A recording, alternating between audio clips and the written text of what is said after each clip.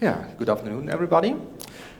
The title of my talk gives it all away. In the next couple of minutes, I will talk about how it is possible to deactivate endpoint protection software in an unauthorized manner. And actually, I will talk about two less regarded security issues that we find occasionally in this kind of software, but also in other software products. Some information about me. My name is Matthias Deeg. I'm interested in IT security since a very long time. I've studied computer science at the University of Ulm, and since 2007 I work as an IT security consultant for a small IT security company in Germany called SySS. The agenda of my talk is this. At first, I want to introduce what endpoint protection software actually is and what's its role in IT security. Then I want to talk about the two less regarded security issues that my colleague and I have actually found again in the beginning of 2015. Then I want to talk about some use cases and attack scenarios regarding these less regarded security issues and how they may be exploited. Then I hope that I can show you a live demo. And afterwards, there are some conclusions and recommendations, and I think there will be plenty of time for Q&A.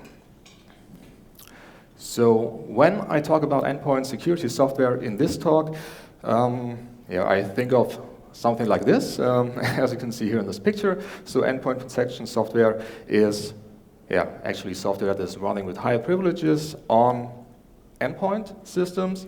When I talk of endpoints, I mainly mean client systems in computer networks or server systems. And the purpose of this kind of software actually is to prevent attacks running against your endpoints that you have in your corporate network, for example, or your government network. So generally speaking, endpoint protection software is just one type of security control to protect IT systems, as I already mentioned, for example, client or server systems from different threats and the corresponding IT security risks.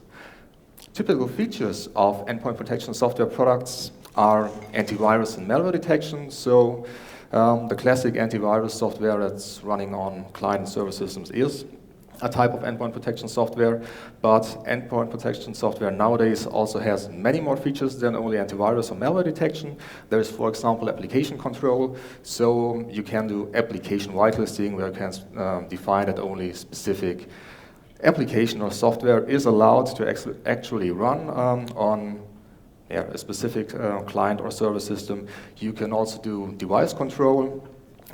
So, for example, you can control the use of USB devices. One popular example are USB mass storage devices, so that you cannot simply stick in a USB flash drive, copy all the contents of the hard disk and take it away, so data exfiltration, stuff like that.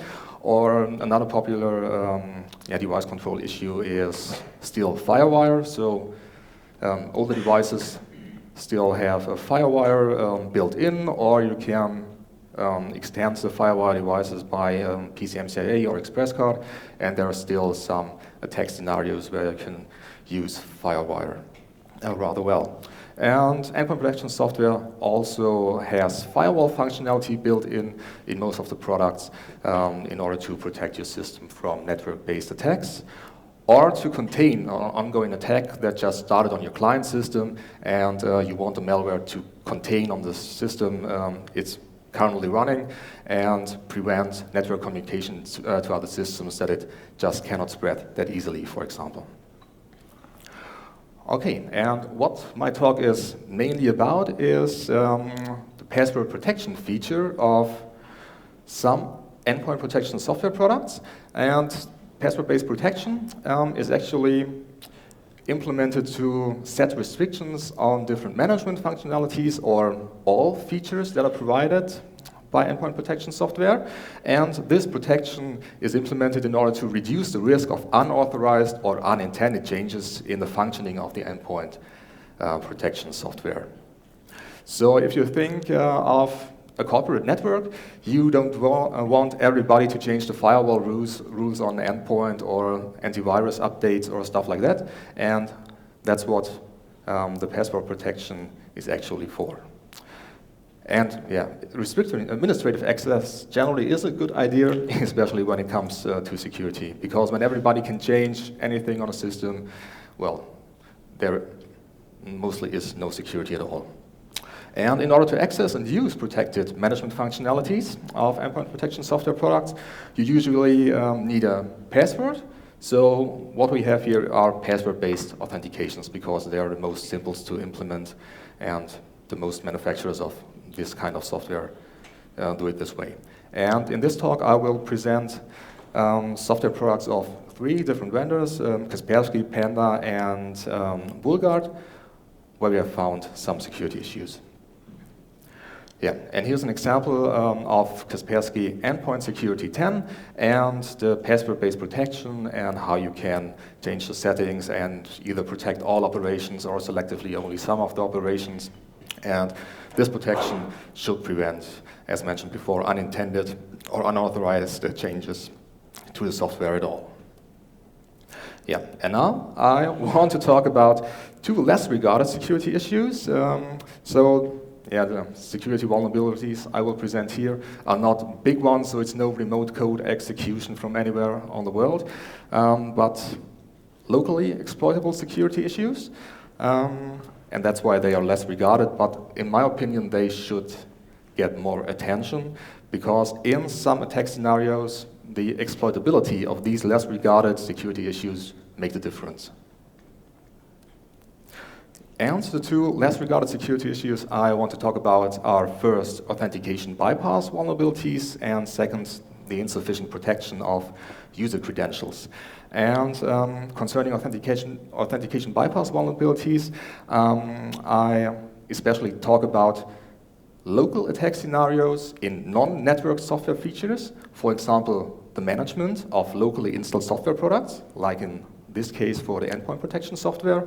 But you can also think of locally exploitable authentication bypass vulnerabilities in other products, namely every application that has an offline database.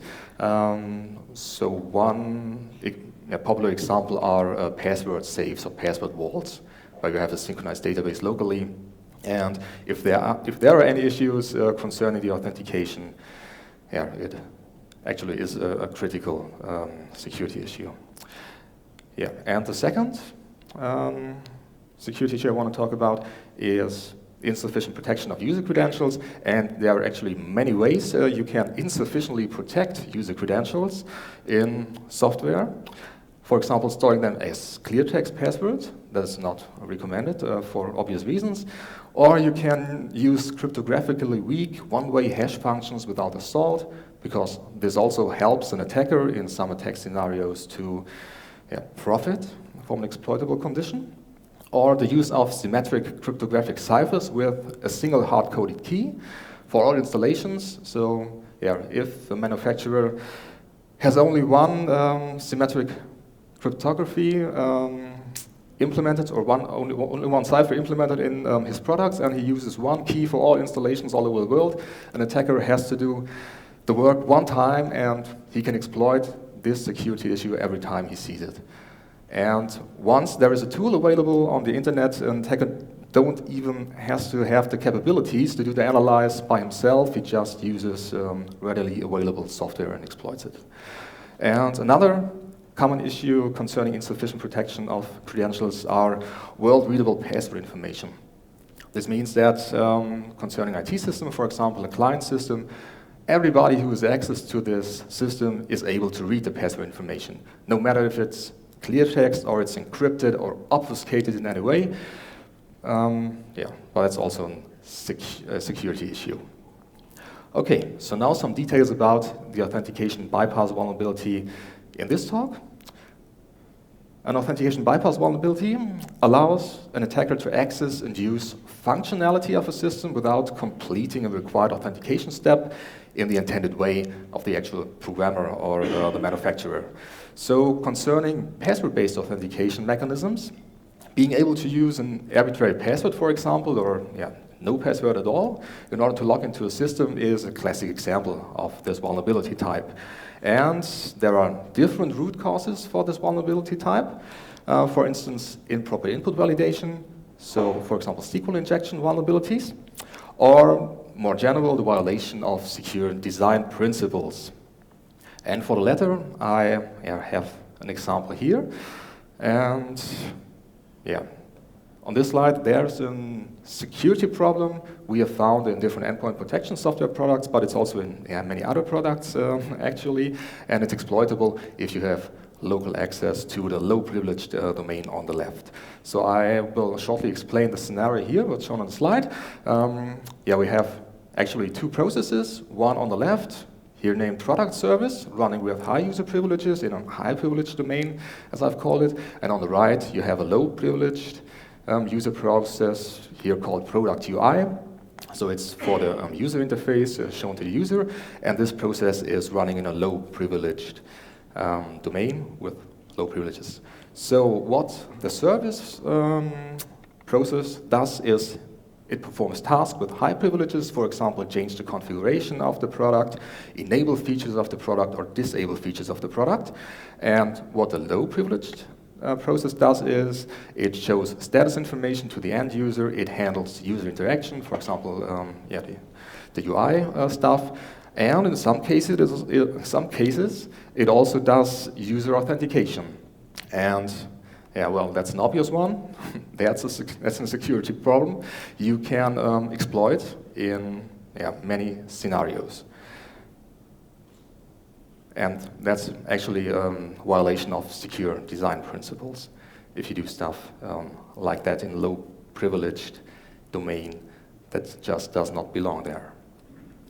So if authentication is done within a process that runs or can be run in the context of a low privileged user, it can be analyzed and in most cases also manipulated by a low privileged user. And in order to bypass an authentication mechanism, an attacker only has to modify the corresponding authentication check so that it always returns true, for example, by comparing the correct password with itself, or just by modifying the control flow of the actual program. And the consequence of this is that protected features can be used in an unauthorized way in case of the endpoint protection software, as we will see later. So here it is what it looks in Oli debug during runtime concerning the example Kaspersky Endpoint Security 10. And I have a close-up of this. So what's the interesting part and actually the vulnerability Kaspersky made in this scenario? Well, I already said the password comparison is done within a process running with the context of a low privileged user. The process is called AVP in this case. And as we can see here, it's just a default string compare routine that is used. And what is actually compared in the case of Kaspersky, or all Kaspersky products I have tested, is two MD5 hash values, actually raw unsalted MD5 hash values in this case. And concerning Kaspersky products, the MD5 hash value was generated for a string that was UTF-16 little endian encoded, actually without a terminating null byte. So just some technical details.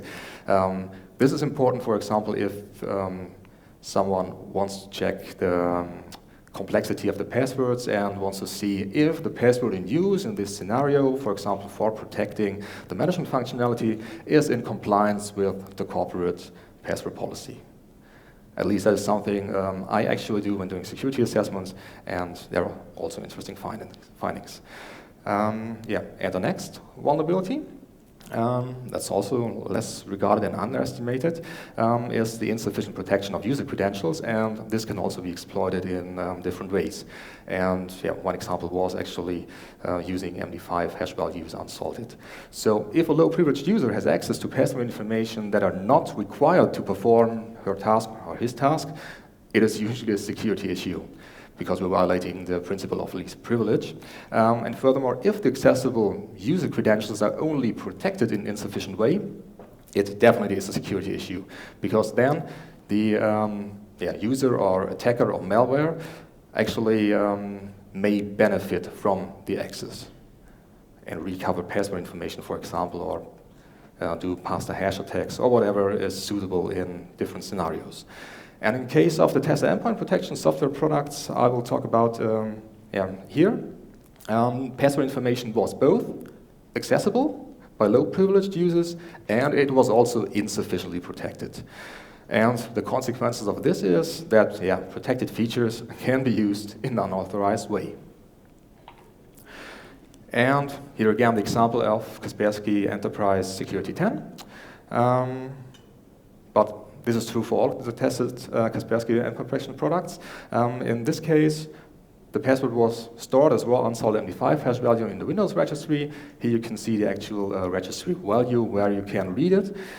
The registry key is by default readable by every user, so you don't have to have administrative rights or something like that. So everybody just can look in the registry if he is able to open Regedit or something like that, and extract this information, perform an offline attack at home or using a cracking cluster at his disposal. And if he's able to crack the password, he can also attack the password-based authentication and manage the endpoint protection software and all its features in an unauthorized way. But that's the hard way to do. It's even more easier, as we will see in a few minutes. The next thing is that the MD5 hash can also be extracted as a low privileged user from the memory of the process AVP during runtime. So there is not only the possibility to perform a so-called offline attack, where you just extract the information, take it home, or give it someone else, put it in the cloud, do some password guessing attacks. You can also extract information directly from the memory. But in this case, from Kaspersky, it is still hashed, so you have to do a secondary attack, a password guessing attack, but we will see later on that sometimes you will get information that you can directly use for further attack scenarios. And generally, the use of cryptographic one-way hash functions that are cryptographically weak, like MD5, actually, when used without assault, allows an attacker to perform rather efficient password guessing attacks using pre-computed dictionaries, for example, rainbow tables. MD5 can also be calculated rather fast on modern CPUs and GPUs. So using MD5 today is not recommended anymore. And here's the example, a screenshot from the registry editor. For Kaspersky, in this case, we have the registry value OPEP, and what's stored in there, it's just an MD5 hash value unsalted that you can give your favorite cracking tool, John the Ripper, Hashcat, or whatever you like. Okay, so what are the actual use cases and attack scenarios concerning these less regarded security issues? Well, I came up with actually two. The first use case is bad guys doing bad things for fun and profit, and the next one is good guys doing bad things with permission for fun and profit. For example, pen testers like me, or IT security consultants, but the main thing is, in both cases, bad things are done, and actually you want to avoid bad things when it comes to your corporate network, the systems you're responsible for. So it is good if these vulnerabilities will vanish in the future. But actually they seem to prevail, and we find them actually once in a while, so every 2 or 3 years, the same thing, just in a different product. And what are the attack scenarios? One is that a low privileged user disables features of the endpoint protection software just in order to perform malicious actions. So think of an insider attack. You have somebody in your company who has regular access to IT systems. The IT system is centrally managed, and there's endpoint protection software in place to avoid different kinds of threats. And the attacker is able to simply disable your endpoint protection software with a mouse click, and then can perform his malicious actions, and you don't see anything of it if everything goes the worst way. And the second scenario is you don't have an actual user, but you have malware that is executed in the context of a low-privileged user within your corporate network. And yeah, this malware can do actually the same as an interactive user clicking on the mouse or typing some keys on a keyboard. And malware can actually also just deactivate your endpoint protection software in an unauthorized manner and then perform further malicious tasks without any intervention from the security control in form of the endpoint protection software. Yeah, and here is a real-world example from my day-to-day work as pen tester.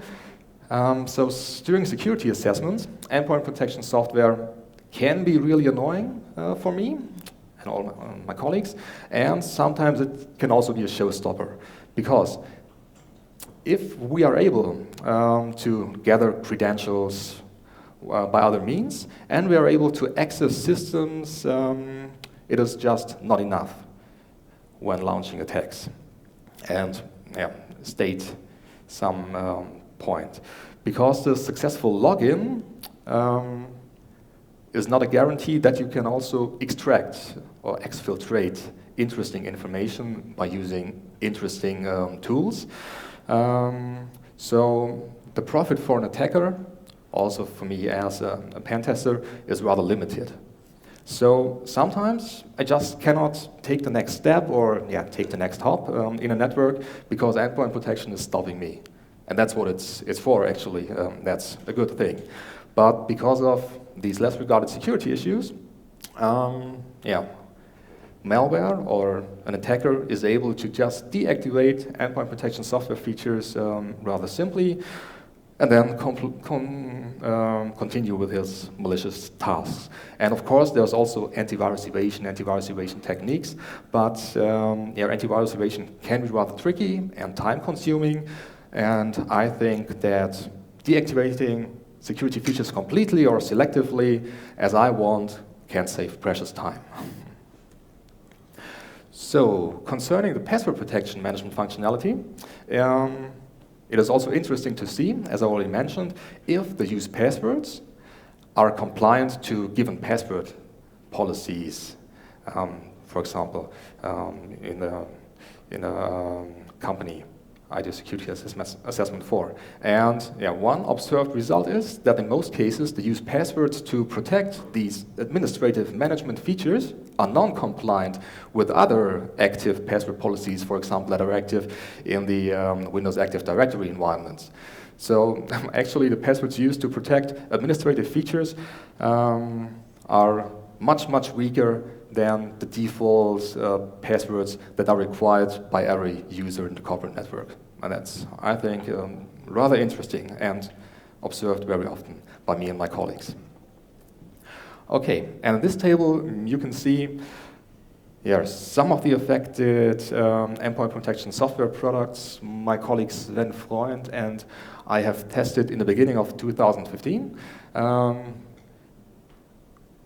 And these are the example we have published security advisories for, but this list is nothing but complete. So there are also products of other vendors that have the same less regarded security issues and that are just exploitable in the same way. Okay, and what we have actually done is we have written some proof of concept tools for all of the affected software products I've just shown in the table before.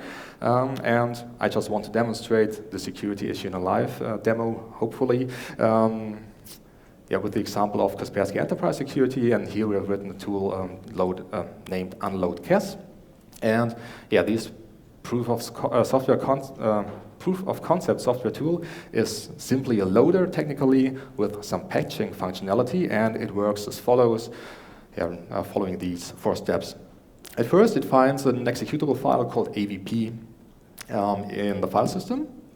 Then it just creates a new instance of the process AVP with a specific command line argument. In the example I will show, it's the exit function that is triggered, and the exit functions just shuts down the endpoint protection completely. The next step is to patch the password-based authentication of the newly created process so that any password is considered correct, or actually that no more password is required in order to trigger this functionality. And the last step is to stop debugging the process and continue its execution normally.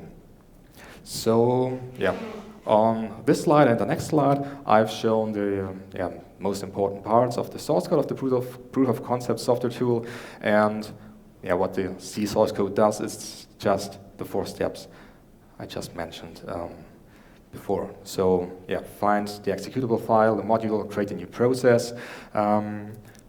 This proof of concept software tool is implemented as a user level debugger, if you want to have it that way. So we make use of the Windows debug AP functionality in order to patch the target process during runtime and do whatever we want. Because there's a debug loop, and that's a simple thing to do. Here we apply the patch, if it is possible, and close the handle to the process and let the process continue its work. Okay, so now I will try to show a live demo concerning enterprise security, Kaspersky enterprise endpoint security, excuse me.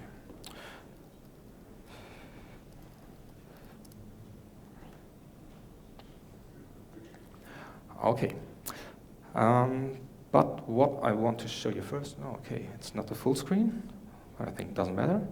What I want to show you first is the actual target of the exploit, because that's a command line tool in case of all the Kaspersky products.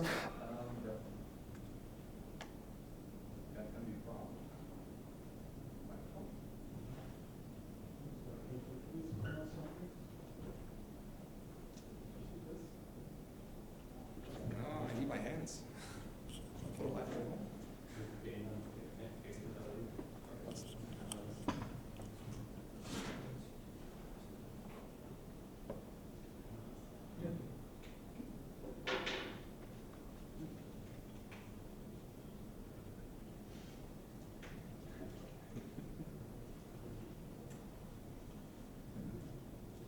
Test, 1, 2, okay, fine.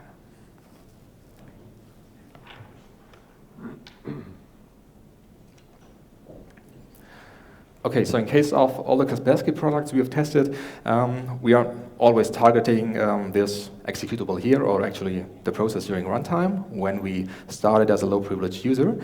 And when I just started from the command line, evp-exe, you will see, oh, the GUI is showing up. But you can also do some further investigations, and you can see that there are also command line arguments for different operations you can actually do or trigger from or via this tool. And what I will show you here is the exit product function. Honestly, I did not have a look at all the other features, but they also may be interesting for other kind of attacks, because you can also import settings and maybe trigger other unwanted behavior in corporate networks. But I will just show how you can deactivate or disable the endpoint protection completely in this case. Okay, so as you can see, I'm running endpoint security 10 in this case on Windows 7. Here's the icon, here's the GUI, and we can also have a look at my privileges. So, okay, it's a German Windows, but the user I'm currently logged in as is only a default limited Windows user, member of the group users. And when we have a look at the Windows services running, there should be something from Kaspersky. Yeah, right here, the Kaspersky endpoint security service is running. So that's the thing running with high privileges in a higher privilege domain. And for example, the GUI we have here is low, running in the context of my user. And also if I run the AVP executable here, this, it's the wrong directory. And also if I run this executable here, it's also running in the context of my low privilege user. Okay, so I just want to demonstrate quickly our proof of concept software tool. It's actually a command line tool called unload cas in this example. Yeah, and we see here Kaspersky is still running. I press enter. Some windows are popping up. Here we have the output of our tool. And if we have a look here, Kaspersky is gone, at least the GUI. And if we have a look at the started services, there shouldn't be any Kaspersky service anymore. No, it's still here.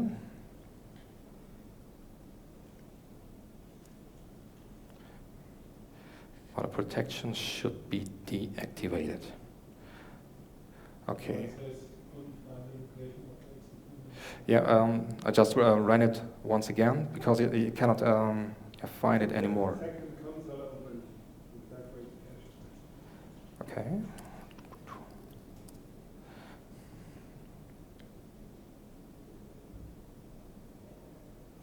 Oh, it's still running, but it shouldn't have any protection features anymore.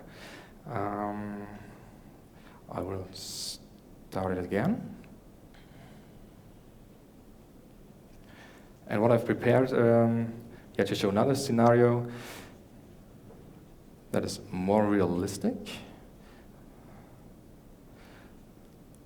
and still works today in 2015 is a scenario using malware distributed via Microsoft documents containing active code. And what I've prepared here is just a simple Trojan horse containing a payload that automatically deactivates the endpoint protection software and afterwards starts arbitrary code.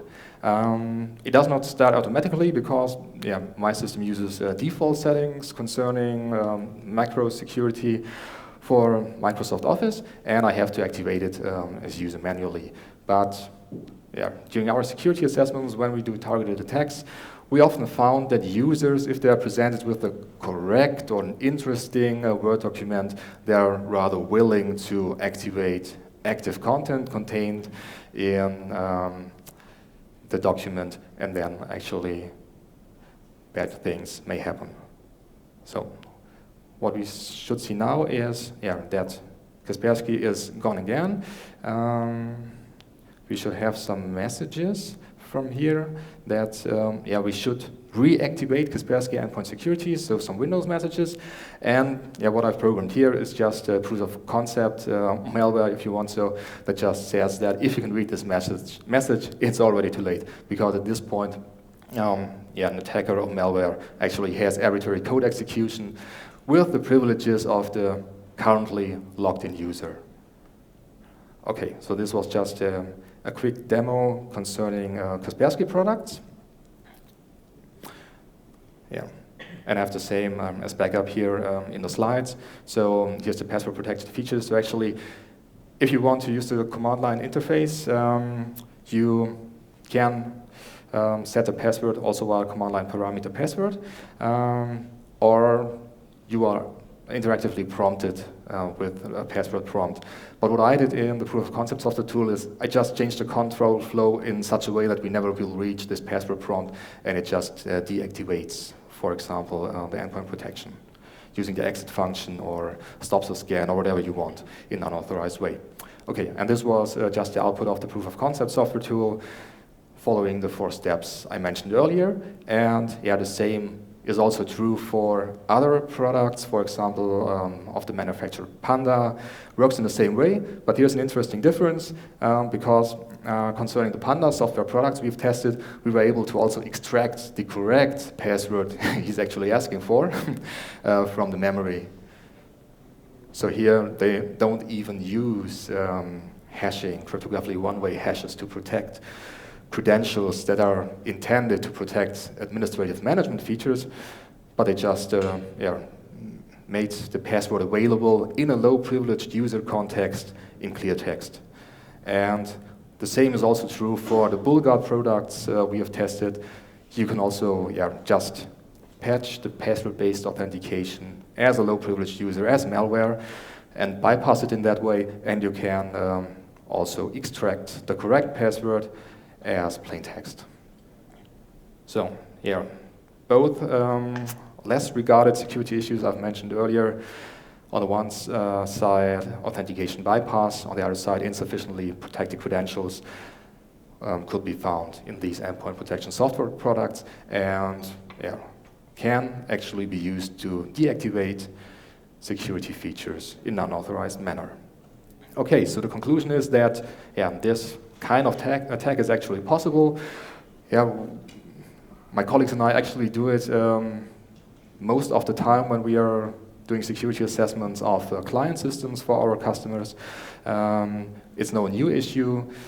It's rather old actually, but as I mentioned before, it pops up every couple of months of products we analyze. And in this case, it was in the beginning of 2015 concerning Kaspersky, and we had a look at other products.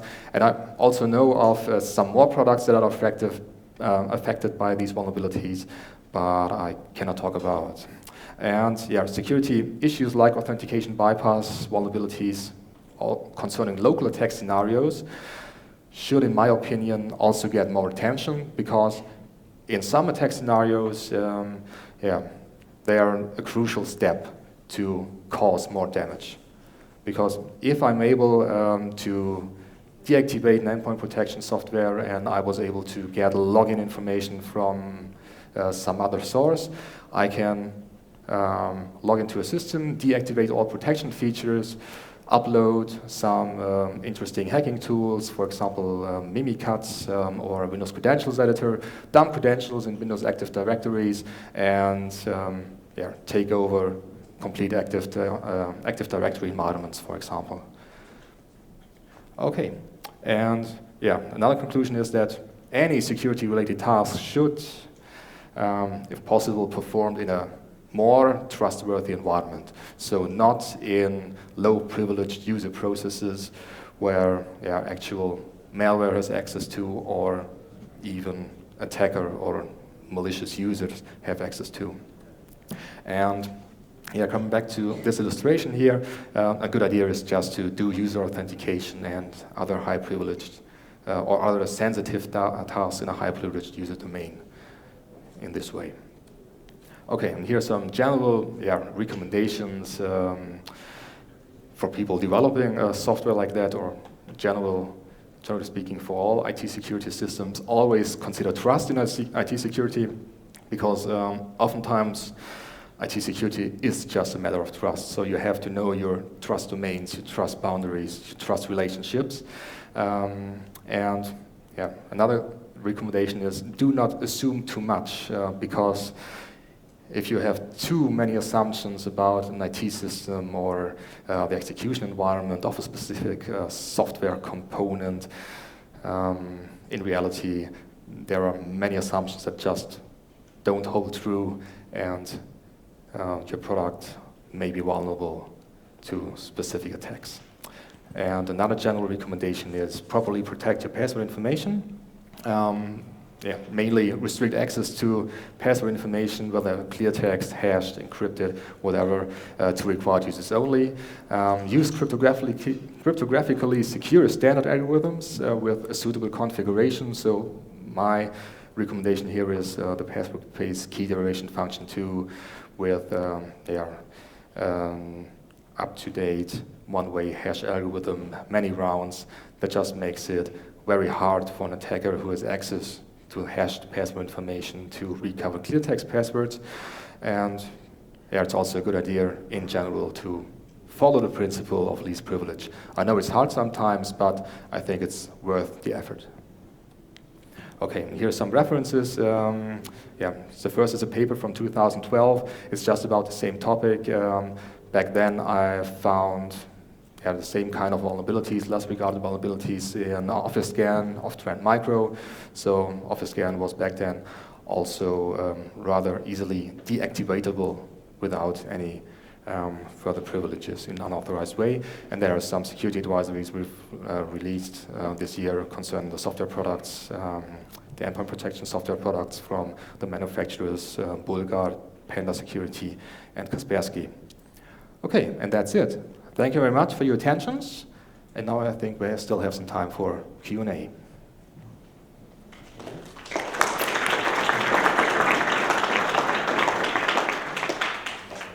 Okay, we have some time for questions.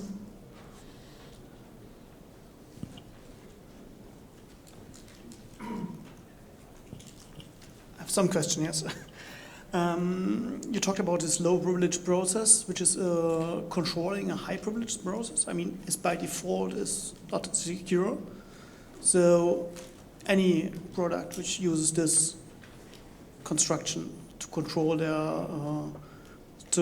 security features should not be accepted anyway. That's right, but and it's not only about user identification. I mean, everything you can control with the. Yeah, that's right. But that's one of the assumptions that some developers make that just don't hold true in reality when somebody has a closer look, or maybe just these issues are overlooked. Yeah. But you can find this kind of design principle or violation of security design principles actually in rather many software products. And then I have an afterburner. And what do you have any positive examples or products which you can say they don't fail at that principles? Nothing I could talk about. I fear. Yeah. There are software products that do it the correct way, where you, for example, have to elevate the privileges of your Windows user. That's what I mean, yeah. Yeah, and that's one other way to do it correctly. Yeah, but I just cannot mention the product right here. Yeah. Any more questions? Then I have a question. There's one other question in the back. There? Sorry.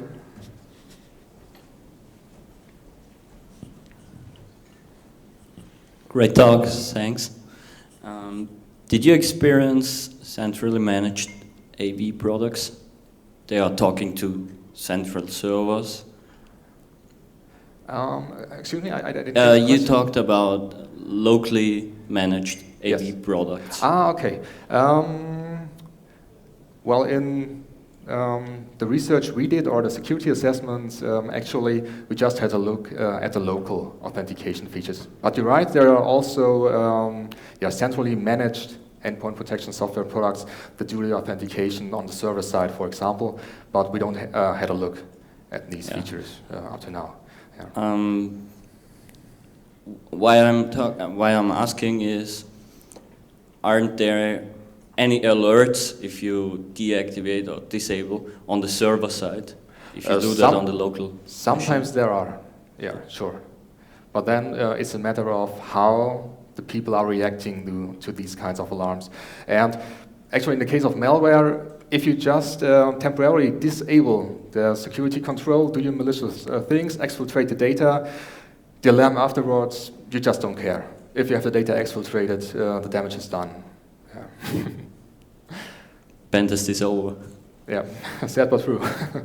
Thanks. Further questions? One question from me. I think companies like Kaspersky should know better. So the question remains, yes, there is a saying you shouldn't attribute to malice what can readily be explained with stupidity, but they should know better. What's your explanation for that? Actually, I don't know. It's, well, security costs money, and I think that's the main explanation for me, that we just see the same security vulnerabilities over and over again. Because as a company like Kaspersky, where you have installed software which is privileged on a high percentage of the world's computers, it's definitely, I'm not into but conspiracy theories, but yeah.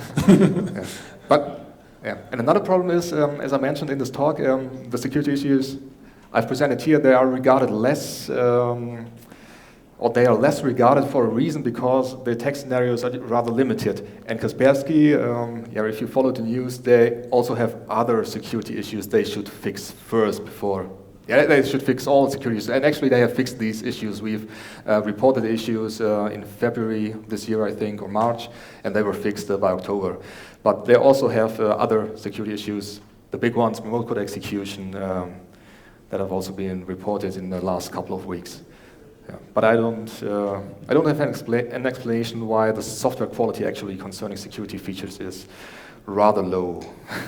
Especially from a security company. Yeah, especially from security companies. Yeah. Okay. Further questions? Then maybe further discussion offline, and thank you for the talk.